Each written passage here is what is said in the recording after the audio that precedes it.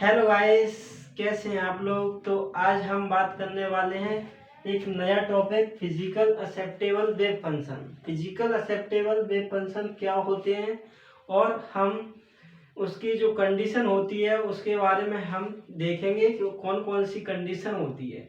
अभी तक आपने मैंने अभी तक 2 लेक्चर क्वांटम मैकेनिक्स के हुए हैं। एक मैंने आपको बताया था श्रोडिंगर इक्वेशन, और श्रोडिंगर इक्वेशन में एक टाइम डिपेंडेंट और टाइम इंडिपेंडेंट दोनों के लिए मैंने सॉल्यूशन करवाया था। ओके, तो आज हम देखते हैं। मैंने आपको बताया था कि जो वेव फंक्शन होते हैं माइक्रोस्कोपिक पार्टिकल के लिए हम एक वेव फंक्शन डिफाइन करते हैं। जो एटॉमिक पार्टिकल है उनके लिए हम एक वेव फंक्शन मान के चलते हैं। वेव फंक्शन की कंडीशन होती है, हम किसी भी प्रकार का वेव फंक्शन नहीं ले सकते हैं। कुछ कंडीशन होती है वही हम वेव फंक्शन ले सकते हैं। अब वो कंडीशन कौन कौन सी होती हैं वो हम यहाँ पर देखने वाले हैं। अब मैंने आपको वहाँ पर बताया था कि जो ऐसे माइक्रोस्कोपिक पार्टिकल या जो एटॉमिक पार्टिकल होते हैं क्वांटम मैकेनिक्स में, तो हम वहाँ पर हर एक एटम के लिए, हर एक पार्टिकल के लिए एक वेव फंक्शन डिफाइन करते हैं।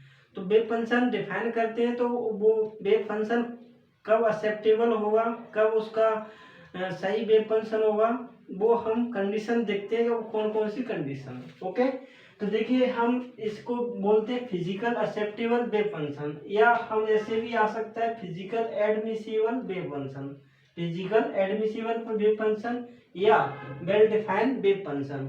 अरे क्या होते हैं वो कुछ कंडीशन है वो हम देख लेते हैं। और देखिए सबसे पहले कौन सी कंडीशन आती है, वो आती है द फर्स्ट नंबर पर the wave function psi must be finite in whole space.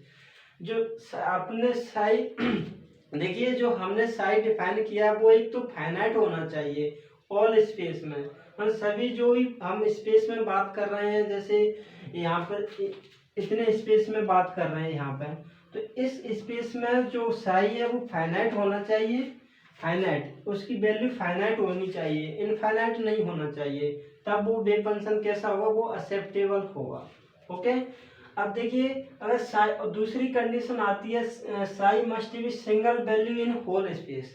Psi single value होनी चाहिए, ये नहीं कि आप यहाँ पर एक ही पोजीशन पे उसकी दो दो वैल्यू मिल रही हैं। ऐसे यहाँ पर साई एक्स मान लेता हूँ मैं, कोई वेव फंक्शन साई एक्स, उसकी एक कंडीशन पे मिल रही है 1/2, या मान लेता हूँ, और वहाँ पर दूसरी मिल रही है 1/4, एक कंडीशन मिल रही है। तो यहाँ पर जो साई है उसका तो कोई मीनिंग नहीं। हम क्या करते हैं, साई की जगह पे हम प्रोबेबिलिटी फाइंड करते हैं। वेव फंक्शन का जो फिजिकल मीनिंग होता है ना, तो वहाँ पर हम क्या बात करते हैं कि जो साई होता है तो वो हम प्रोबेबिलिटी डिफाइन करते हैं। वो कैसे होती है, वो साई मोड साई एक्स क्या है, प्रोबेबिलिटी। तो वो निकालते हैं। तो यहाँ पर निकालेंगे तो कितनी आएगी 1/4, और यहाँ पर निकालेंगे तो कितनी आएगी 1/16। ओके, तो ये आएगी। पर लेकिन अब पार्टिकल प्रोबेबिलिटी क्या डिफाइन करती है कि पार्टिकल है या नहीं, वही बताएगा। तो वो अलग अलग एक ही पोजीशन पे प्रोबेबिलिटी अलग अलग नहीं हो सकती, उसकी प्रोबेबिलिटी एक ही होगी कि हाँ इसमें पार्टिकल होगा। तो जो वाला हम ऐसे उसकी वैल्यू नहीं ले सकते कि दो, अगर साई की वैल्यू एक ही पोजीशन पर दो वैल्यू मिले, वो हम ऐसा वेव फंक्शन नहीं एक्सेप्ट करते। वो हम केवल सिंगल वैल्यू लेंगे, सिंगल वैल्यू डिफाइन करते हैं, वही वेव फंक्शन क्या होगा, वो एक्सेप्टेबल होगा। तो psi must be single value in whole space में। अब देखिए तीसरी कंडीशन आती है psi must be continuous in whole space. अब साई इस स्पेस में, कोई भी स्पेस हो उसमें कंटिन्यूअस होना चाहिए, डिसकंटिन्यूअस नहीं होना चाहिए। तो लगातार उसका जो वेव मान मिलता रहना चाहिए, कंटिन्यूअस होना चाहिए, डिसकंटिन्यूअस नहीं होना चाहिए। ओके, अब आता है फोर्थ नंबर पे del psi over del x, del psi over del y, del psi over del z, del psi over del t must be finite and single value in whole space. अगर उसका जो differential है, हम जो भी wave function है उस space में, तो अगर उसका डिफरेंशियल भी कंटिन्यूअस होना चाहिए, वो डिफरेंशियल भी फाइनाइट होना चाहिए और सिंगल वैल्यू देना चाहिए। ये नहीं कि उसकी डबल वैल्यू मिले। उसका जो भी डिफरेंशियल है उसका वेव फंक्शन का, तो उसका जो है ना वो फाइनाइट होना चाहिए। क्या होना चाहिए, फाइनाइट और सिंगल वैल्यू। ओके, अब आता है कंडीशन 5। फाइव में क्या आती है, डेल साई और डेल एक्स, डेल साई और डेल वाई, डेल साई और del z must be continuous in whole space.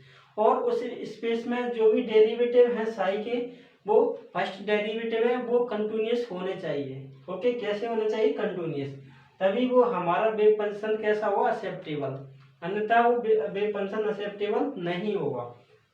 अब आता है 6 नंबर पे कि जो psi must be square integrable. Psi कैसा होना चाहिए, स्क्वायर इंटीग्रेबल।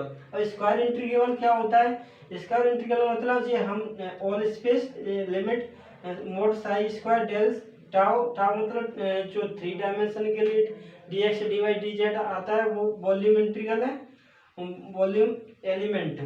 और जब कैसा होना चाहिए, फाइनाइट आना चाहिए, कैसा होना चाहिए, फाइनाइट। उस अगर जो कंडीशन सेटिस्फाई होती है तो वो क्या कहते हैं, उसको स्क्वायर इंटीग्रेबल, मतलब वो स्क्वायर इंटीग्रेबल है।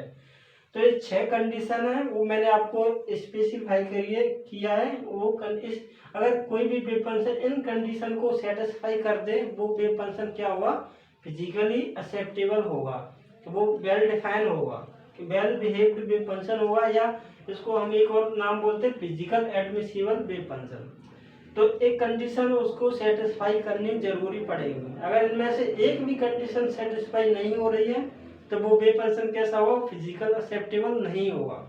तो इसलिए इन कंडीशन को हमें ध्यान में रखना होता है और देखना पड़ता है अगर हमारा वेव फंक्शन डिसकंटिन्यूअस तो नहीं है और डबल वैल्यू तो नहीं मिल रही है, सिंगल वैल्यू होना चाहिए। तो एक कंडीशन सेटिस्फाई होनी चाहिए और स्क्वायर इंटीग्रेबल होना चाहिए। तो ऐसे वेव फंक्शन को हम क्या कहते हैं, फिजिकल एक्सेप्टेबल वेव फंक्शन। तो आई होप आपको ये कंडीशन समझ में आई होगी।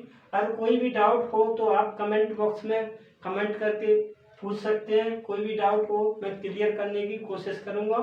ओके, तो बस आज के लिए इतना ही। अब हम मिलते हैं नेक्स्ट लेक्चर में। ओके।